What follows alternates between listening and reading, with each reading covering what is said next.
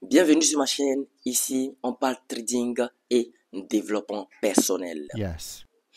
Parce que pour réussir, il te faut maîtriser les marchés financiers et toi-même. Alors, si tu veux gagner intelligemment de l'argent, tout en renforçant ta discipline, ton mindset et ta Oh vision, my abonne-toi God. et deviens le stratège de ta propre vie. Vous êtes vraiment très apprécié. Merci de faire partie de cette communauté grandissante. Alors, juste avant de rentrer dans le vif du sujet, assurez-vous de faire le tour dans la description de mes vidéos.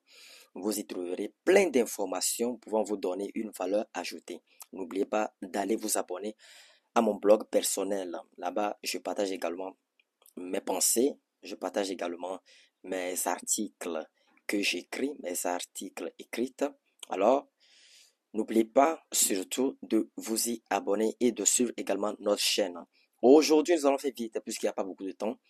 Alors, suite à la précédente vidéo que j'avais faite hier concernant l'opportunité du dollar américain face au dollar canadien, aujourd'hui nous pouvons constater que nous avons une fausse breakout, c'est-à-dire une fausse cassure au niveau de notre ligne de coût. Et de surcroît, le marché a voulu tenter de clôturer une bougie en dessous bien sûr de notre ligne de cours, mais n'a pas pu clôturer cette bougie. Alors qu'est-ce que nous pouvons constater? Nous pouvons constater que le marché, au lieu de clôturer la bougie en question en dessous de la ligne de cours, le marché a préféré rentrer ici, a préféré faire une fausse cassure pour remonter grâce à cette impulsion haussière en bougie verte et ensuite consolider dans cette zone que je suis en train de montrer. Alors, ce qu'il faut faire dans ce cas, comme vous pouvez le constater, j'ai dessiné un niveau de support ici. J'ai tracé une ligne de support. Donc, nous allons attendre à ce que le marché vienne nous clôturer une bougie rouge en dessous de notre ligne de support, c'est-à-dire ici, voilà, comme je viens de le schématiser avec la flèche là, comme ça, avant de prendre position. Et j'ai aussi décelé, c'est-à-dire je vous ai aussi décelé votre marge de stop loss. Vous aussi, au cas où le marché vous donne les confirmations nécessaires, c'est-à-dire au cas où le marché casse la ligne de support que j'ai mis ici, et clôture une bougie en dessous de cette ligne de support et que maintenant vous êtes prêt pour pouvoir vous positionner sur cet actif. Voilà, voici la valeur du stop loss que vous devez inscrire. Voilà, voici la valeur du stop loss. Vous allez mettre vos stop loss sur les prix de 1,39781. Pourquoi? Mettez-le là-bas parce que le stop loss à ce niveau ici est largement au-dessus de ces deux sommets. Ça, c'est un premier sommet ici et un deuxième sommet. Et la marge de stop loss, c'est-à-dire de votre point d'entrée ici jusqu'ici, je vais le schématiser. La marge de stop loss de votre point d'entrée jusqu'ici est assez large, est assez volumineux pour laisser respirer le marché et de ne pas vous faire sortir inutilement du trade. Vous voyez, ça c'est la marge de votre stop loss. En swing trading, il faut que la marge de votre stop loss soit assez élargie et assez espacée pour que au cours des fluctuations que le marché vous donnera ou bien au cours peut-être des annonces économiques qui adviendront sur une paire de devises en question que vous êtes en train de trader pour que ces annonces économiques ou bien pour que ces fluctuations ne vous fassent pas sortir inutilement du marché. Voilà, donc raison pour laquelle il faut une marge de stop loss nécessaire et bien élargie pour laisser le marché respirer. Alors, je viens ici maintenant pour vous expliquer pourquoi est-ce que j'ai mis ce niveau de support. J'ai mis ce niveau de support parce que nous avons une première hésitation ici en mèche. Si je zoome, vous pouvez constater clairement avec moi que le marché a clairement hésité ici sur notre ligne de support horizontale. Le marché est venu encore une fois ici avec un deuxième impact ici comme vous pouvez le constater sur cette bougie rouge qui n'a pas pu clôturer en dessous de la ligne de support et ensuite un troisième impact avec le doji, cette petite bougie rouge au milieu et ensuite un quatrième impact avec cette bougie verte, voilà, qui n'a pas pu aussi clôturer en dessous de l'autre ligne de support. Donc, ce qui nous laisse clairement croire que, voilà, ici, c'est une zone de support et qu'il y a vraiment plein d'acheteurs qui a vraiment plein d'acheteurs qui, voilà, qui ont déposé, voilà, leur ordre ici, qui ont déposé leur ordre buy le marché ici. Voilà, c'est une zone de support, raison pour laquelle j'ai tracé cette ligne de support et raison pour laquelle nous devons attendre si nous voulons trader la baisse de cet actif. Nous devons attendre, nous devons impérativement attendre à ce que le marché clôture une bougie rouge. Notez cette information, ça vous servira. À ce que le marché clôture une bougie rouge en dessous de cette ligne de support horizontale que j'ai tracée, donc une bougie rouge semblable à cette flèche là que je viens de déplacer comme ça, avant de nous positionner sur le marché. Donc, c'est ça. Alors, donc, oui, donc c'est ça. Donc, si vous vous êtes positionné ici, alors que vous n'avez pas encore la clôture de bougie en dessous de cette zone, ou bien de cette ligne horizontale, vous risquez fort d'encaisser un stop loss. C'est-à-dire, vous risquez fort à ce que le marché, au lieu d'aller vers le bas comme cela, voilà, au lieu d'aller vers le bas, mais le marché plutôt va aller directement toucher votre stop loss. Et ce qui n'est pas bien, le marché va faire quelque chose comme ça et va aller toucher vos stop loss. Donc, c'est grâce à mes expériences sur les marchés financiers, grâce à ce que j'ai vécu, j'ai vu et j'ai vécu comme expérience sur les marchés financiers.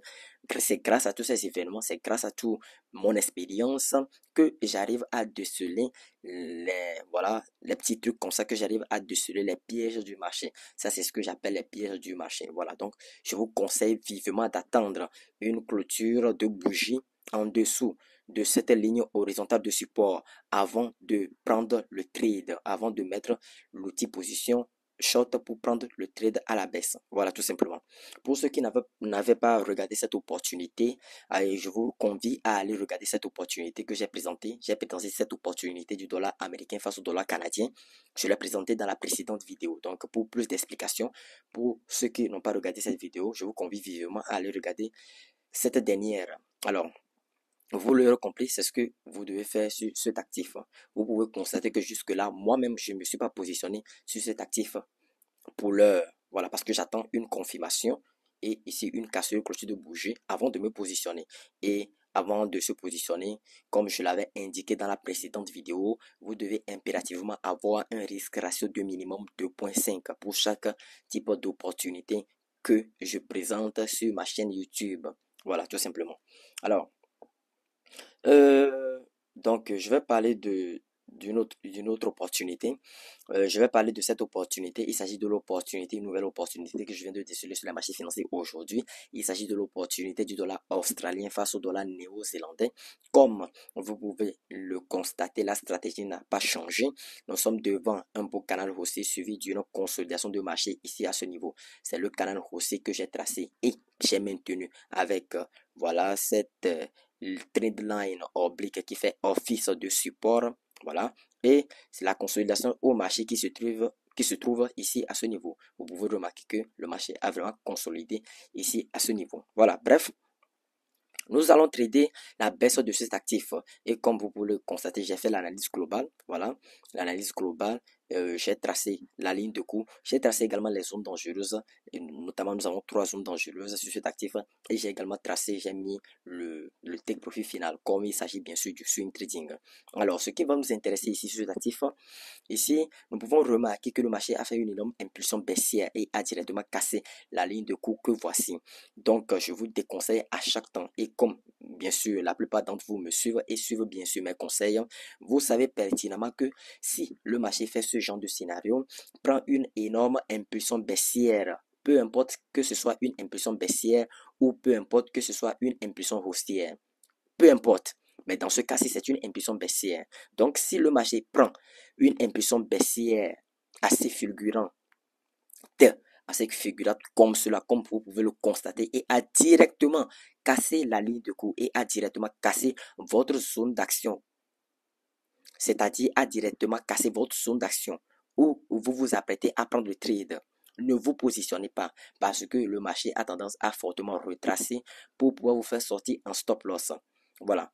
Car dans la plupart des cas, si le marché fait ce genre d'impulsion baissière comme ça, le marché en guise de correction, le marché a commencé par faire une petite correction en bougie verte, le marché retrace fortement vers le haut pour pouvoir vous faire sortir en SL dans ce cas-ci, voilà, pour pouvoir vous faire sortir en stop loss. Donc, raison pour laquelle soit vous devez attendre un retracement de marché, vous devez attendre à ce que le marché effectue son retracement d'abord, ou soit vous devez attendre à ce que le marché vous dessine une figure de retournement, ou soit encore vous devez attendre à ce que le marché vous dessine une figure de continuation.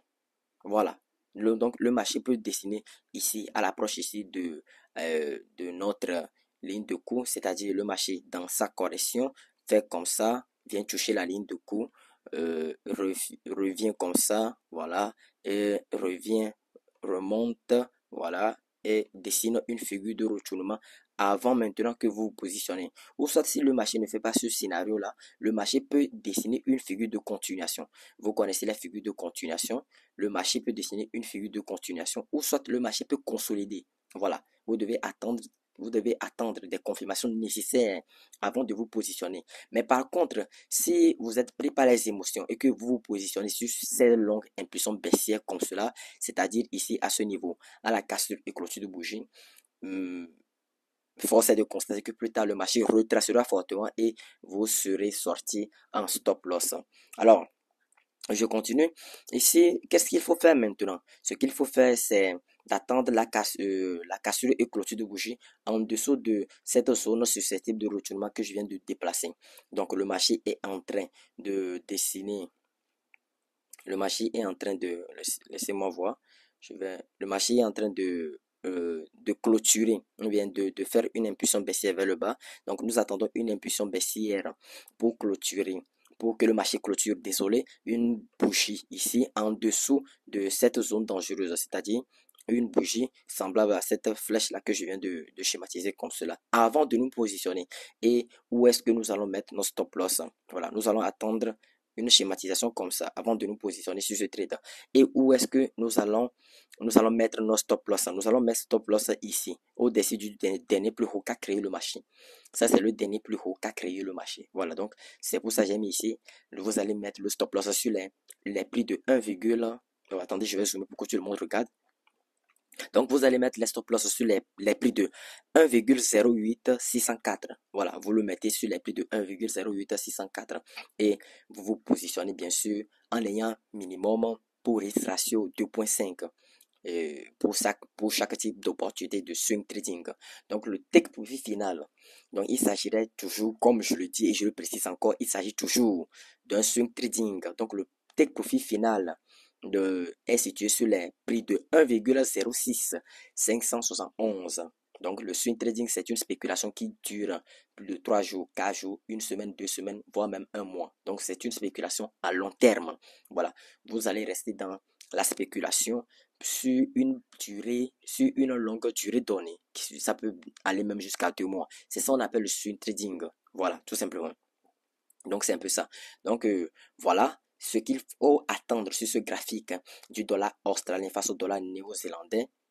C'est tout simplement d'attendre une cassure et clôture de bougie en dessous ici de la ligne de la zone dangereuse que voici. Voilà, comme je viens de le situer, ça c'est la zone dangereuse. Si vous suivez mes vidéos, vous savez que les zones dangereuses, comme je viens de le déplacer, où est-ce que, voilà, les zones dangereuses, ce sont des zones où le prix dessine dans la plupart des cas des figures de retournement. Donc, ce ne sont pas des zones à prendre, ce ne sont pas des zones anodines, ce ne sont pas des zones à ne pas prendre en compte. Au contraire, ce sont des zones hyper dangereuses, ce sont des zones où il faut faire gaffe. Raison pour laquelle vous attendez, je le précise encore, une cassure et clôture de bougie de cette taille-là comme ça, peu importe, en dessous de cette zone dangereuse avant de vous positionner. Et voici ici, j'ai mentionné là où vous devez mettre vos stop loss. Et voilà l'opportunité du dollar australien face au dollar néo-zélandais jusqu'au côté profit final ici à ce niveau, si bien sûr le marché nous donne raison jusqu'au côté profit final. Voilà, parce que le marché, euh, euh, parce que le marché est roi. Voilà, le marché est roi et ce n'est pas une science exacte pour que le marché nous donne raison jusqu'au take profit final. Donc ici en trading c'est probabilité. Nous parlons toujours de probabilité. C'est pour cela que je viens de dire préalablement que voilà, nous allons prendre les trades. Bien sûr, si nous avons bien sûr nos confirmations nécessaires, comme je viens de le dire, si et seulement si le marché nous donne raison on est dans le trade, le marché nous donne raison jusqu'au take profit final. Parce qu'il arrive des fois que nous nous positionnons et que dans l'élan baissier du marché, ça arrive à la zone susceptible de retournement, ici à ce niveau, et le marché vous dessine des trucs comme ça. Oui, le marché vous dessine des figures de retournement. Voilà. Donc, disons, une grande chance, c'est une grande grâce également. Si le marché de votre point d'entrée spécule dans le sens de vos prévisions jusqu'à ce qu'il n'atteigne votre take profit final. Donc, c'est une grâce, quoi. Voilà, c'est un peu ça. Donc, c'est ce que j'aimerais vous partager dans cette vidéo. Alors, je vais m'arrêter ici. J'espère que vous avez aimé et apprécié. Nous allons nous retrouver une prochaine fois et une nouvelle fois dans une nouvelle vidéo. D'ici là, portez-vous bien.